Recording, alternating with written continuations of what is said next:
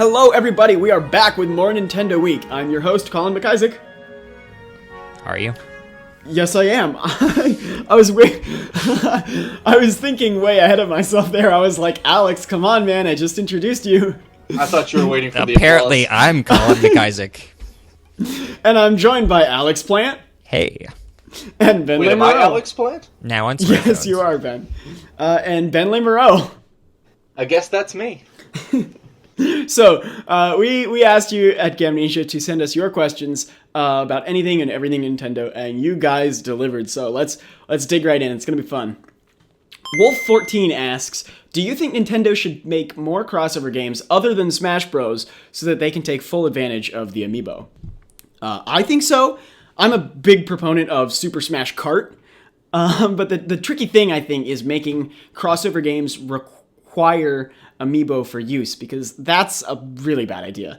I really think that Amiibo should be completely supplementary, but I do think that they should be used in more games, and in more creative ways than just unlock this costume for your Mii in Mario Kart and like unlock this paint job for your plane in Ace Combat or whatever that is. And they are doing that with things like Smash Bros. And Mario Party 10. They are thinking of better, more creative ways to use Amiibo, but I would like to see more of that, both in more games and stuff that is still, pushing a little bit, pushing the limits a little more of what we think Amiibo are. So one thing that I would like to see them do is pair every Amiibo with a download code for like a virtual console game, or maybe something on the eShop that's related to that character. So that way, if you get, say, like a Samus Amiibo and you don't have Smash Bros., it still has some sort of gameplay benefit. And it's not just it's not just something that you buy and sits on your shelf. I think that now that Nintendo's ready to go all in with smartphones, which a lot of them have NFC nowadays, so I'd like to see them really push some of the crazy Amiibo ideas on smartphones, where their games are already free to play and have weird business models anyway. And I think crossover titles, especially since they're trying to introduce their IP to people through smartphones, would be a really good idea here. Like maybe we'd see like a crossover roguelike where you scan in your Amiibo and you can play as any Nintendo character in a side-scroller. Or maybe even Colin's Smash Kart idea would play nicely with Amiibo on smartphones, where that's kind of Nintendo's smartphone version of Mario Kart. Starts off free to play, but you can add Smash Kart is such a good idea. You can can't be on smartphones. You can have it on consoles too, but I think you can have a smartphone version of it. I think it'd be a good way to introduce people to Nintendo characters, to Nintendo kart racers, and I don't know. Yeah, no, that's a good idea. So, but yeah, I think Alex's point about Smash Kart introducing people to more Nintendo properties, and trying out crazy Amiibo ideas, I think that would be really awesome. So Jason asks, will Nintendo ever make a second part or sequel to Super Mario Sunshine? I really doubt it for this one, because Nintendo just doesn't really seem that interested in making 3D Mario games in the same vein as Super Mario 64 or Super Mario Sunshine. We've seen with the last couple of 3D releases, the level design's a little more linear. It kind of bridges the gap between 2D Mario fans and 3D Mario fans. 2D Mario typically sells better than 3D Mario, so even when Nintendo makes a 3D Mario game in recent times, they've been structuring it a little more simply so as to try to attract some of the 2D fans as well. So if Nintendo ever were to return to a more 3D open style, they probably wouldn't do that by making a sequel to a game like Sunshine, because it came out over a decade ago, so the brand recognition isn't as strong with it. If they were going to make a more open game, they'd probably either just start with something fresh, or maybe work off like the Galaxy series or something. I don't really see them returning to Sunshine. Well, I think what they might do, and I think this actually ties into a question we have later, but I think they might release like Mario Sunshine HD or something, like they did with Wind Waker. Right. I think that's a pretty likely possibility, because it would give them a good chance to return to the Sunshine style for the fans of Sunshine, because there are a lot of fans of Sunshine, and a lot of them are very vocal that they want to see that idea return. But yeah, it's like Ben said, it's not great for brand recognition. It would not sell nearly as well as some other Marios. Well, and then that's something that if you do an HD Super Mario Sunshine remaster or whatever, and it turns out popular, and then maybe that's an idea where you can revisit it and say, now we can build off that brand. Right. Right now, just launching Super Mario Sunshine 2 in 2015, it wouldn't sell much. And I guess another question is Nintendo going to continue making 3D Mario games for 2D Mario fans, or are they going to make 3D Mario games for 3D Mario fans? Because if they're not going to, then really Playtonic Games should totally make a Mario Sunshine too. I'd be down for that. Super Dario 65. Julian asks, do you believe that it may be possible for low-poly games like PlayStation 1, Nintendo 64, to make a comeback just like the NES and Super Nintendo sprite kind of games have? And I really don't think so. Sprite-based games they're making a resurgence for two reasons. One is because it's a lot easier and cheaper for people to make a 2D game look great than a 3D game. So indie developers are opting for 2D a lot. The other reason is that fans are happy to play these kinds of games again. And, part of that is nostalgia, but I think a much larger part of fans being willing to play these kinds of games again is really because sprite art is in itself an art style. Whereas with 3D games, the art style is about the textures, the lighting, all that good stuff. And low poly counts just end up hurting that. So I think that's why you see indie developers who do make 3D games opt for higher poly counts and smaller worlds, like Gone Home, like Octodad. Instead of making large worlds with low poly counts and bad textures and just calling it Nintendo 64 style. And I don't think that's going to change. Well, one of the most popular games out right now is kind of a low poly game. It's called Minecraft.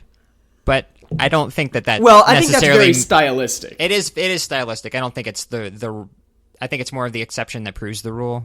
There might have been a case for releasing low poly games, new low poly 3D games on phones like a few years ago before they all got big and beautiful with HD screens. But at this point, all the screens are just so nice and so high definition. There's no going back. Like, it'll just look muddy. It'll just look bad. And honestly, I think that's one of the main reasons why Nintendo hasn't emulated N64 or GameCube yet on Wii U is that they wouldn't look great on today's TV screens. But come on. I know. Yeah. No, that it is a good point. I feel like that's something that Nintendo would really feel really strongly about. I feel like that's one of those very emblematic Nintendo reasons why they don't do something. Well, if you look screens are too good now. Yeah, and if you look at their past emulated games, they've always been about making the games work as well as possible on the current technology. And I don't think they'd accept something like that for new emulated 3D games.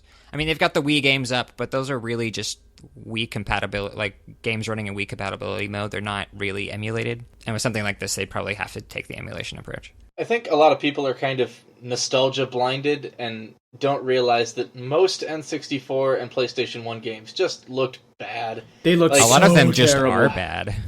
I mean, we didn't care because it was like, oh my god, we have 3D gaming. Right, but, the spectacle of it was really something powerful.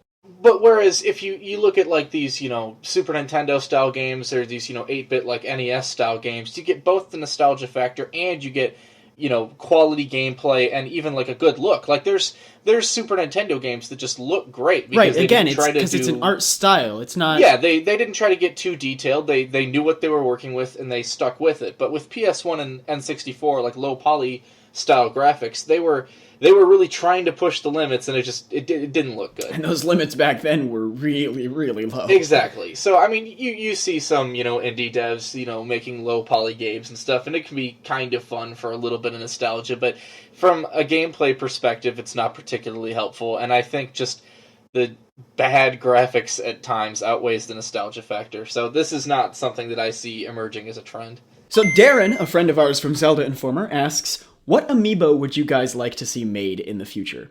And this is a really good question, I think, because Nintendo is currently releasing amiibo in lines that correspond to a series. So, we've got the Smash Bros. Series and the Mario series. Monolith Soft wants a Xenoblade series. But with this model, they're going to run into a problem where they want to release an amiibo for a single character.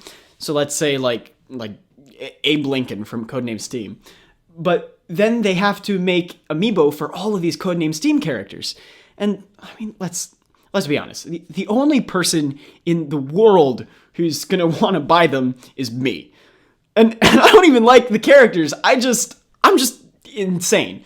So they need to ditch that model and accept that they will have to release standalone figures at some point. And so to answer your question, well, we've already established that I'm insane. I want way too many characters to be amiibo. So I'll let you guys answer that first, and then we'll bounce back to me. So I am a completely unashamed Zelda superfan. I started a Zelda theorizing club back in the day. So you will be totally surprised to learn that I'd like to see Zelda characters as amiibo. And not the Smash Bros. Line that we already got, but maybe other iconic or sort of series staple characters like the Gorons or the Zoras or other cool characters that people have gotten an attachment to over the years.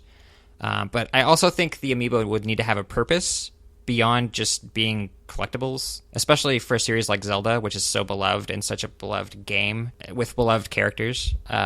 So in Zelda U, I mean, Aonuma's talked about he wants to have some kind of not totally single-player experience. And I've always imagined that being co-op. Sort of not full-fledged co-op, but maybe something co-op light, like in Dark Souls, where you can invite a player to your game. So maybe in the... Nintendo imagines it as tingle bottles. Oh, naturally. But, I can dream. So maybe, like, your Link could visit another Link's world. But if you want to just play by yourself, or you don't have friends to play with, or you don't feel like playing with randoms online, maybe you scan in your amiibo and you get like a Goron buddy or a Zora buddy to fight with you.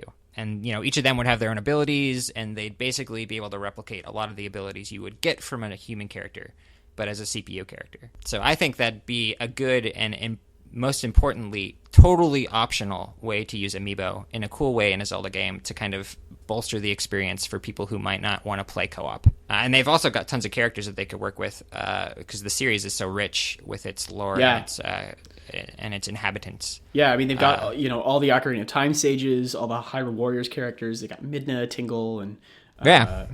And Happy Mask Salesman amiibo, that would be cool. And for amiibo, they don't even necessarily they don't even necessarily have to fit with the story. They could just be random characters that show up. Right.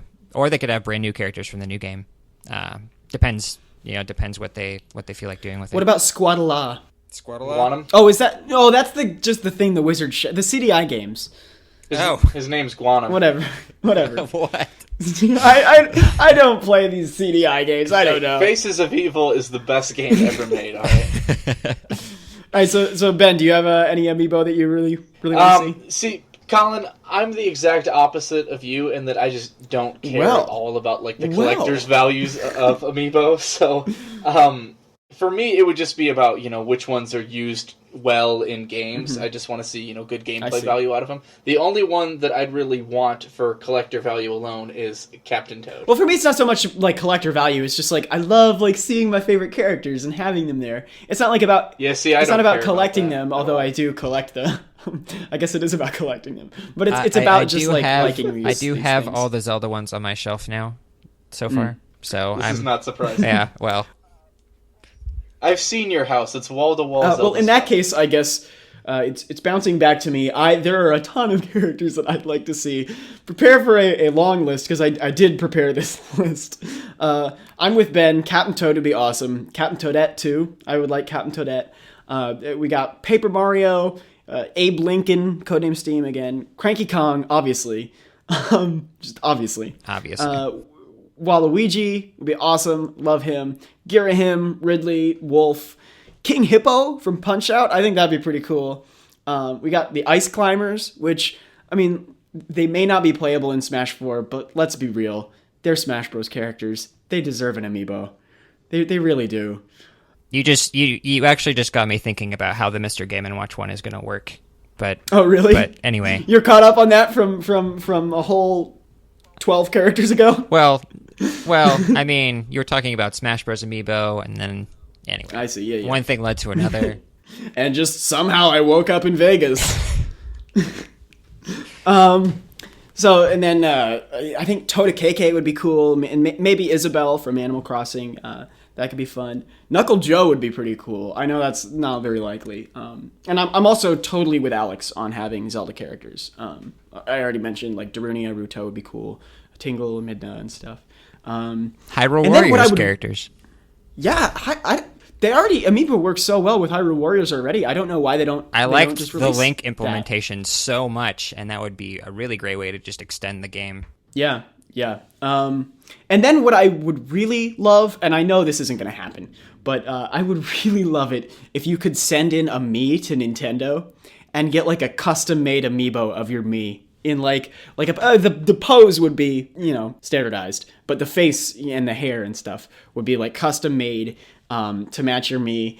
Of course, that would cost so much money, but it's at least really cool in theory. I would totally love if you could do that. You'd still buy like 5 of them. Only 5? You'd make one for each of the Gamnesia staff and just have like a that little would be toy so box full of cool. them. It's not as far-fetched as you think. Miyamoto did say he wants people to be able to custom order their Miis. At some point. Really? Yeah, he said that at some point. I think I he just says have the he best has one ideas himself. don't die. So, Oh, really? yeah. That's really cool. So, I want a kinda not Reggie Fils surprised. amiibo. Regifiza Mechbo. oh god. Johto Boy asks, Wii U Pokemon game when? And why has the Pokemon series been neglecting consoles lately? So I imagine we're definitely going to see something from the Pokemon series on Wii U, especially considering all the potential there is for using Amiibo with Pokemon. Like that's just Nintendo's just But there sitting are gonna on a be so potential many! gold mine there. I know they're going to release Sorry, like 700. they're just going to put it on 3DS, not Wii U. Yeah, I can see that. But anyway, go on. Well, I mean, we've already seen Pokemon Rumble on Wii U, but I'm sure that's not exactly what you were looking for. I think he's really Game talking Freak- more about like Coliseum and XD, maybe Yeah, Stadium and exactly. stuff. But we got Battle Revolution, and that was not very well received. But to be honest, it was basically Pokemon Stadium just for Wii. So Right. I kind of feel like that's sort of emblematic that the Pokemon Stadium formula isn't popular. What's really popular is like the Coliseum and XD sort of stuff. Right. So Game Freak never releases their main series Pokemon games on home consoles. But like you said, we've seen, Coliseum and, the Pokemon Yeah, Stadium and those were formula developed, by the way, and stuff by like that. Genius Sonority. So that's, it's not, doesn't interfere with Game Freak's development cycles. Right. But right now, Wii U obviously has not sold much at all. It's only sold about 9.2 million units. So I think when Game Freak is looking at what platforms to sort of put their Pokemon spin-off games on, 3DS is just a lot more enticing to them. So I imagine we'll see something with Pokemon and Amiibo on Wii U, but I don't know about much outside of that. And like Alex said, now that new 3DS supports Amiibo, you could even see an Amiibo game maybe across both platforms, or maybe even exclusively on 3DS. But I would not hold my breath for anything major from the Pokemon series outside of an Amiibo game. Rob asks, do you think Nintendo will ever bring Donkey Kong 64 to the Virtual Console? People keep saying it might not happen because of the jetpack or the Rare coin, but Rare has already debunked those thoughts. So first, they need to bring Nintendo 64 to the Virtual Console, and there are no signs of that happening anytime soon. But if they do, it is possible the Donkey Kong 64 would come out. I haven't seen what you're referring to with Rare, but there's so much weirdness around Nintendo's redistribution of like 90s era like Donkey Kong games that it's just really hard to say. We did get all of Donkey Kong Country and Donkey Kong Land on the Virtual Console just recently. But at the same time, Diddy Kong Racing never made it to the Virtual Console on Wii. So, I mean, it's just really hard to say. Well, that's because they were too busy selling Diddy Kong Racing DS. Oh, that's true. Which is that's obviously a the good point. best version of the game. Are you being sarcastic? It's not. Okay. I seem to remember, and I'm just talking out of my butt here. I don't have anything in front of me that backs this up, but I seem to remember them saying something back in the Wii era where they were having trouble porting Donkey Kong 64 over because of the weird things they had to do to get it to work on N64 in the first That's place. right. There were the expansion pack, and there was a lot of stuff. Yeah. And if you remember how the first emulation of Majora's Mask turned out, it didn't turn out too great on GameCube. So I can imagine that's still a problem, on top of the whole not having N64 games on Wii U anyway. But maybe they've overcome that by now. I don't know. The Orange Beanie asks if you have to join Nintendo's Creators Program if you want to upload Nintendo-related content to YouTube. I believe the answer is no. You have to submit individual videos to the program if you want to monetize them, but you don't have to actually join their whitelist in order to just upload them to YouTube and have them there. PokeDude14 asks, do you think the new 3DS is worth the upgrade, as I already have a normal XL? So it kind of depends what you're looking for. If you are looking for like a new gaming experience and you're kind of on a tight budget, then I'd wait to see what Nintendo does, because we don't really know how many exclusive games they're going to make for new 3DS, or how many of their games that aren't exclusive will have exclusive features.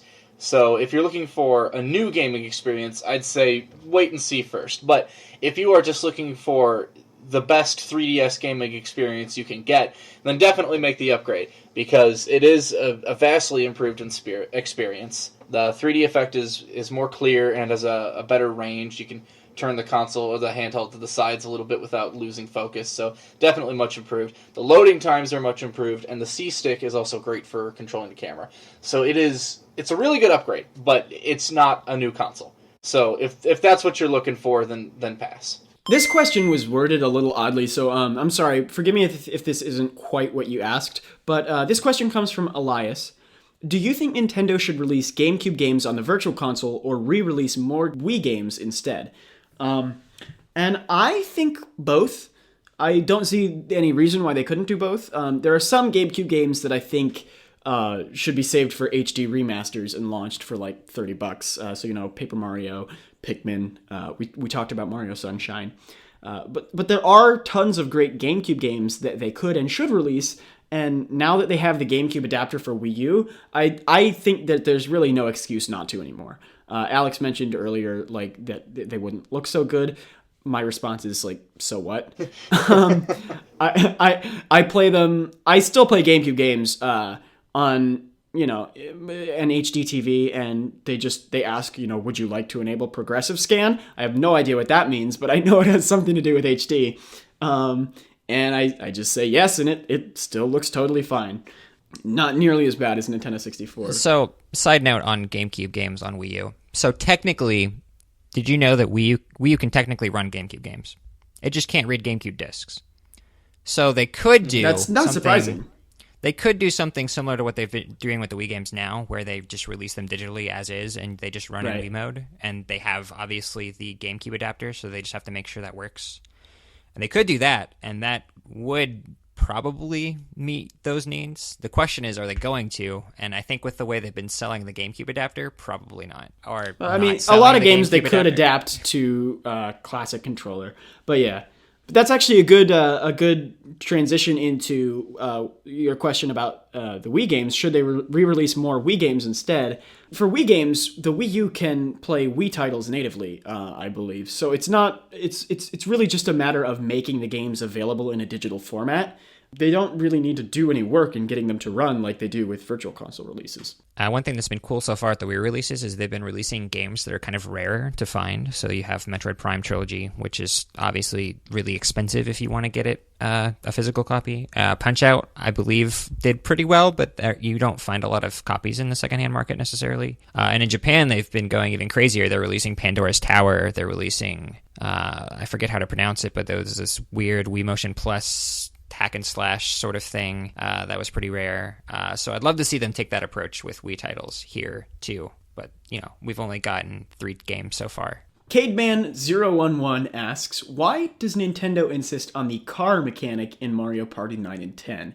In addition, if Amiibo Party is supposed to be a replacement for the classic Mario Party games, why are the boards so small and seem so boring? So you ask why, and I mean, I obviously have no insight whatsoever into the development of Mario Party 10, but if you look at their recent history, I can say at least that Nintendo has become pretty adept at cranking out games that heap on the nostalgia and the old content, but then they cut back on the complexity, at least compared to the predecessors.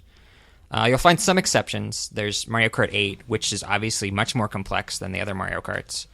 Smash Bros, which is heaped on so many modes and items and characters that it's become really complex Smash as well. Tour is definitely more complex than the original single-player mode. Sure. But at least they feel like they've... What do you mean? But at least they feel like they've progressed. Like, it's not like New Super Mario Brothers, where yeah, the game's gotten tighter, but the content is basically the same we've seen before. And they've, in many ways, streamlined the game in a way that makes it less complex. And I think that's what's going on with Mario Party 2. The boards feel like the content we've already seen enough of from New Super Mario Bros., but they've stripped out all the cool things that made past Mario Parties great, like the old board style, which they've now shoved into these really simplistic, straightforward boards instead of the crazy, wacky boards that we're used to. Saul asks, do Princess Peach and Bowser have magic powers? In the original Super Mario Bros., Bowser is said to be known for his dark magic, and Peach was the only one who could undo it. But in modern games, they haven't been seen to use it much. So I think that's actually a really, really good question. And I think it really depends on what you would consider magic in the Mario games. We see Peach using her floating jump in a lot of games, and Bowser's always changing his size and doing wacky things. But to answer this question, I think it's more important to think about the role of magic in the Mario games. And that role mostly, I think, is to explain gameplay elements through lore rather than actually in the game. So you brought up the original Super Mario Bros. In that game, Bowser's like this sorcerer, and he turns all the subjects of the Mushroom Kingdom into blocks and enemies and stuff. But you never actually see him do that. All that really is an afterthought to explain why this world is the way that it is, and it was put in the instruction manual. But as the series went on, I think they shed that need to explain things, you know? Like blocks don't need a story. They're blocks.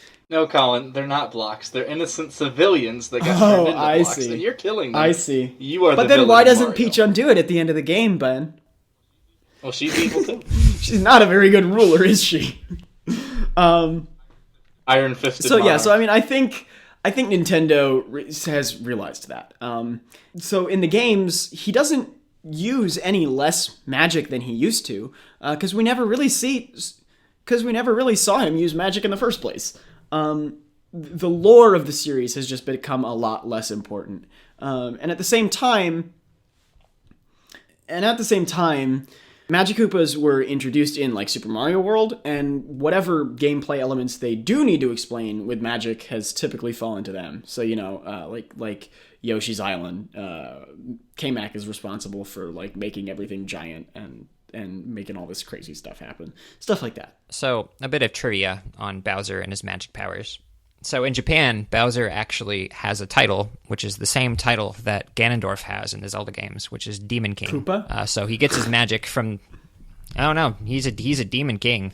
Bowser. That sounds so horribly intimidating for like what a goofy character Bowser is. Because in the end, he winds up being a gangster, basically. What?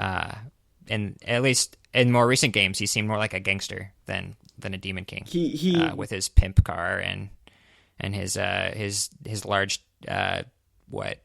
I think Back you've to been the watching Future too much tower. of this 1980s Mario movie, but Alex. Yeah, we can get into my theories about Mario just being gang wars another time. But anyway, if he's a Demon King, that would explain his dark magic. And I think early on, when Nintendo was big into censorship and they weren't translating that kind of thing, that might have been their way around that. Nowadays, it seems like they just don't acknowledge it and they don't even care. Right. But he is a Demon King, so he does have magic powers. Anthony Stark asks, why not just release a Nintendo phone? Okay, so the whole point of Nintendo joining like the mobile game push and putting their software on cell phones and tablets and stuff like that is because software is where Nintendo makes all their money. You know, you buy the games, that's where Nintendo gets their money from. They're not making much money off of hardware.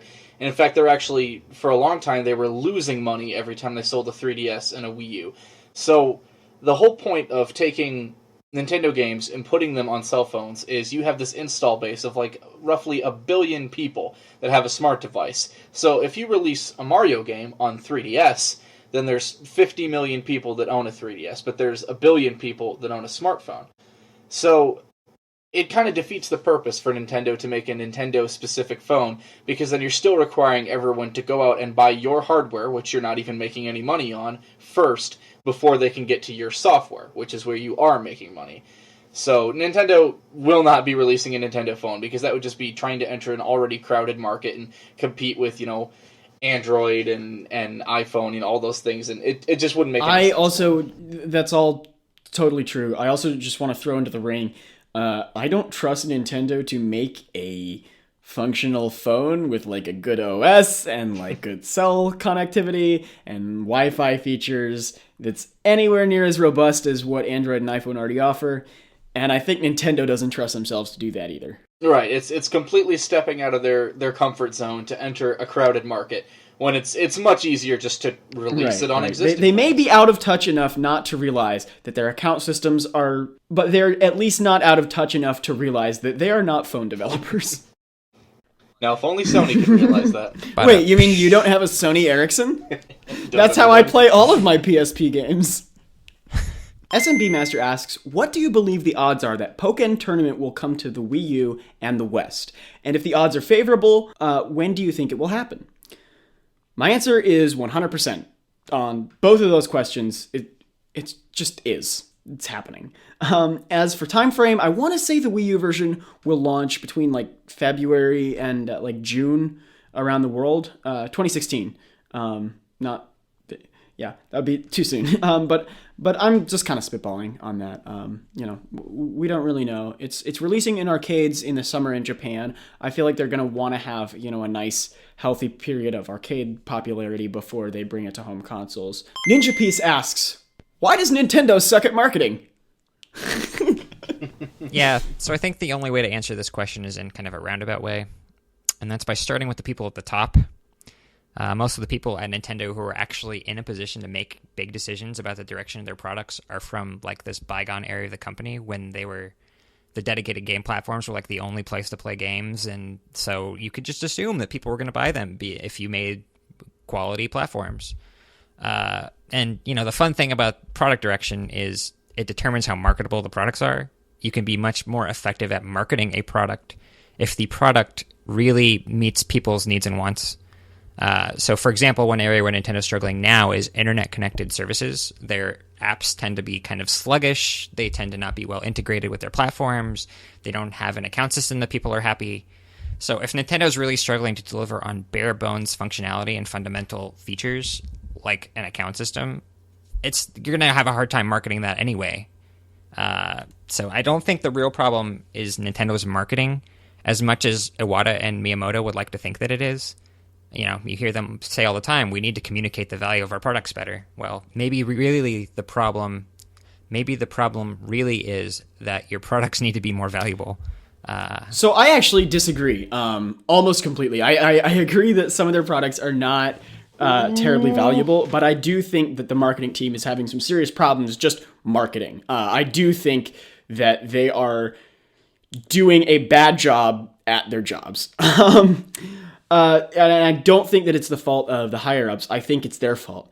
So if we look at like the Wii U's marketing, a lot of their commercials call the Wii U an upgrade from the Wii, and they say that it plays different games. And these are the commercials that are supposed to be telling people why it's worth buying a Wii U if you already have a Wii.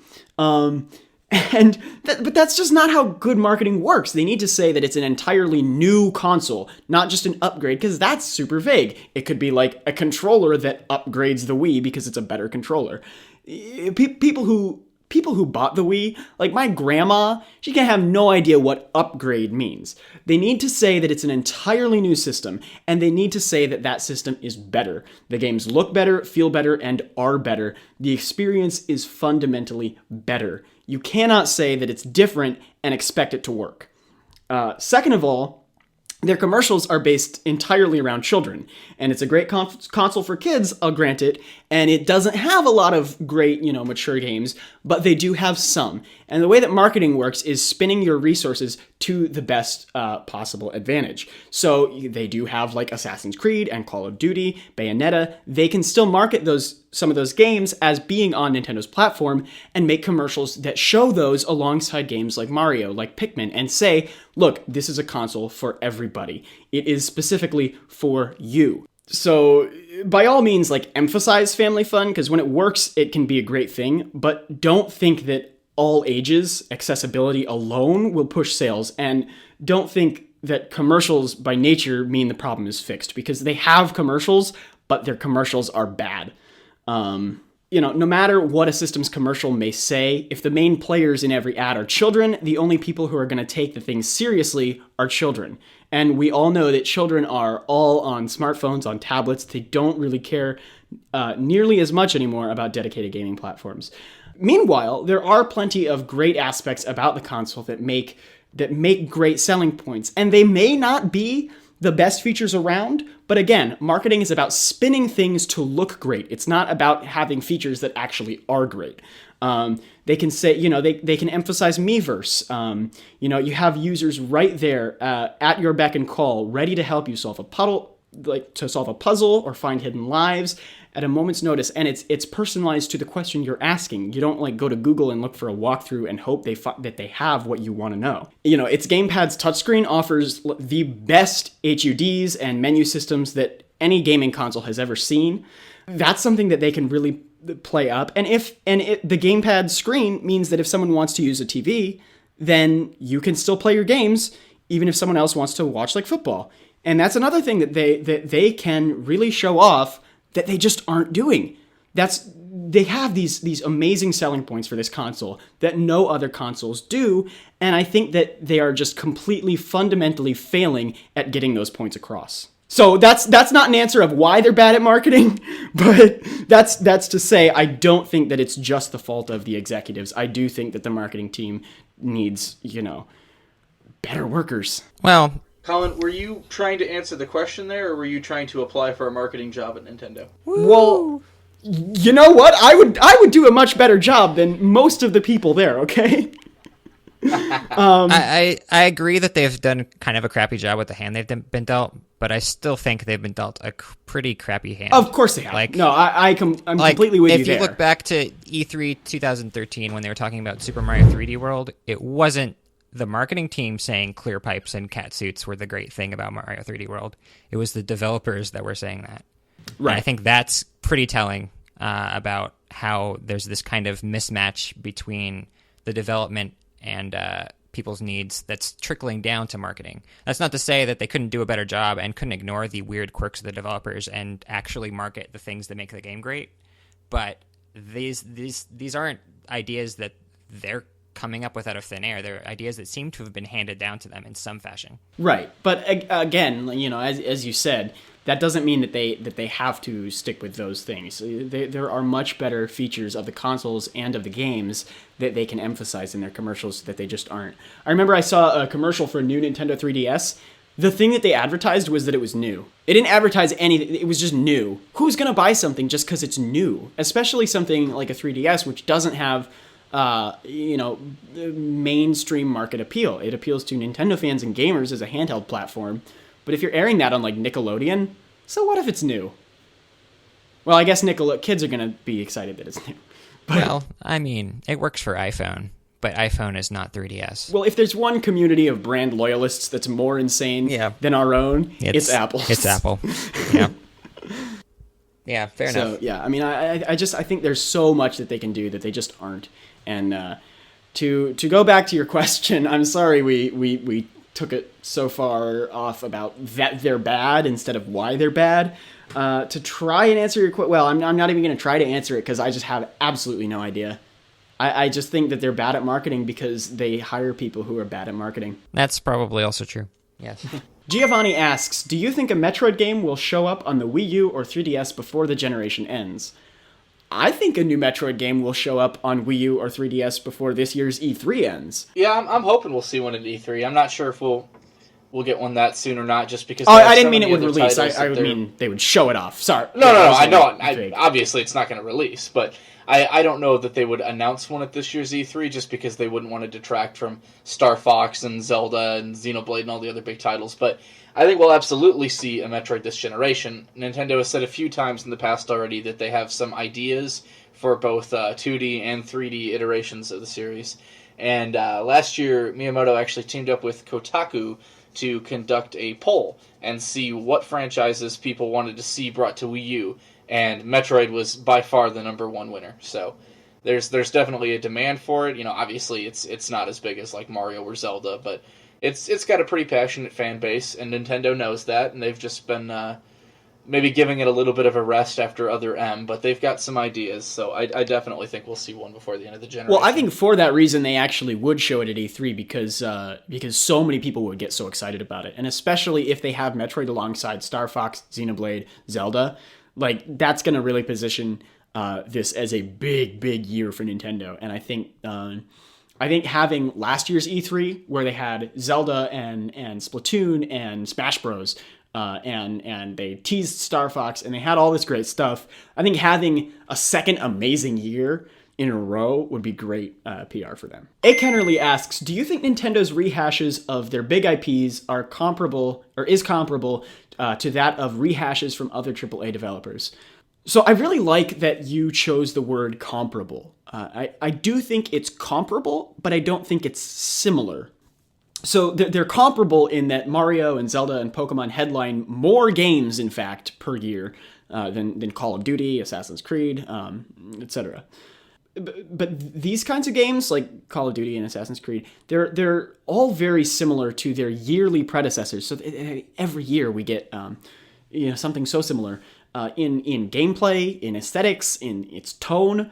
While Nintendo's can all be wildly different, even if it's the same franchise. So Mario Kart 8 is nothing like Mario vs. Donkey Kong, which is nothing like 3D World, which is nothing like Mario Party. So they do recycle their IP a lot more, honestly, than some of these other big companies. But they recycle their gameplay a lot less than the other guys. And that, I would argue, is a lot more important.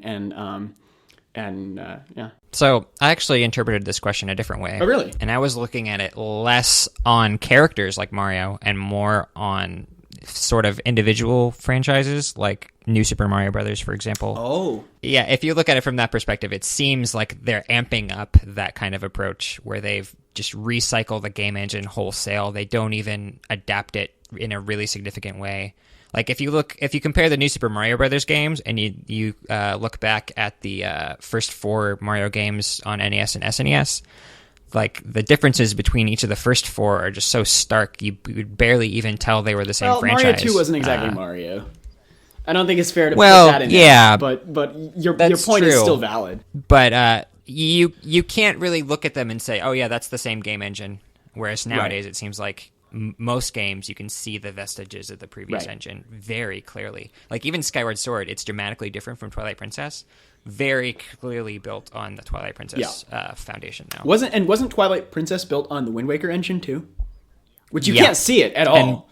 But it was. And it's not, and they weren't like direct sequels. It wasn't like an Ocarina of Time, Majora's Mask thing. It was, these were games that were otherwise could have been really wildly different.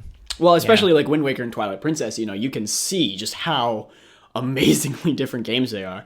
And that kind of goes back to my point, even games in the same series can be vastly different experiences. Right. But at the same time, though, Nintendo's kind of been dropping hints that what they really want to do going forward is to rehash these engines and reuse assets. So we could see a lot more of the rehash approach going forward. Yeah, time will tell, my friends. Time will tell. But at least right now, again, I think it's comparable but not similar. Pan asks, which Nintendo character would you like to see get his or her own game? It's Waluigi, and I will hurt anyone who opposes me. I oppose you. I am going to hurt you, sir. Does Ben have a an counter suggestion? No, I really. Just oppose you. I don't know why. I think Reggie Fils-Aimé should get his own game. Really? Yes. So Nintendo can just go full out meme-tendo? Yes, and make the Reggie Fils Amiibo. The Fils Amiibo. You know what I think would actually be kind of cool is like a Tota KK music game. That'd be kind of neat. Of course you would. What? You're one of those. What? Paul loves the Tota KK. I don't love the Tota KK. I just think it's like a good character to attach a music game to. Because it's like a spin-off. I don't care about Tota KK. Knowing Nintendo, it would be Wii Music starring Tota KK.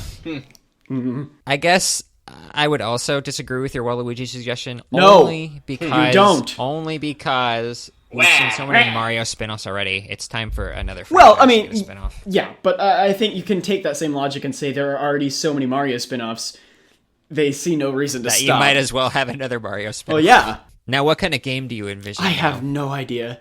I just like Waluigi. He deserves Waluigi's something. Water I Park. think. Waluigi's... Yeah, it's like Roller Coaster Tycoon, but you play as Waluigi. Oh, God. He rides in all the rides and goes, wah! It'd be a smartphone game, sorry. Oh, no. Yeah, Sim City, but with Waluigi as Mr. Right. Waluigi's Day Off. Alright, well, so everybody, thank you so much for listening. This is the Endo Nintendo Week for today. It's been a big episode. We've had fun. I hope you guys have had fun too. If you like this podcast, please subscribe either to Nintendo Week on iTunes or to Gamnesia TV on YouTube. And please head to iTunes to leave us a review. The reviews really help out with visibility, so we greatly, greatly appreciate it. Especially if you have good things to say. And if you can't wait till next week for more of our stuff, you can head to Gamnesia.com to see more gaming news as it happens. Sony, Microsoft, Indie, you name it. And even Nintendo news that we didn't have the time to discuss on this week's show. And finally, if you have questions or feedback for Nintendo Week, please send it to colin@gamnesia.com. If you have questions you want us to answer in the next time we do a Q&A, send them there as well. I will be genuinely overjoyed to hear from you. I sound so bored right now, but I promise, for real, guys. Thank you so much for listening, and we hope you have another great week.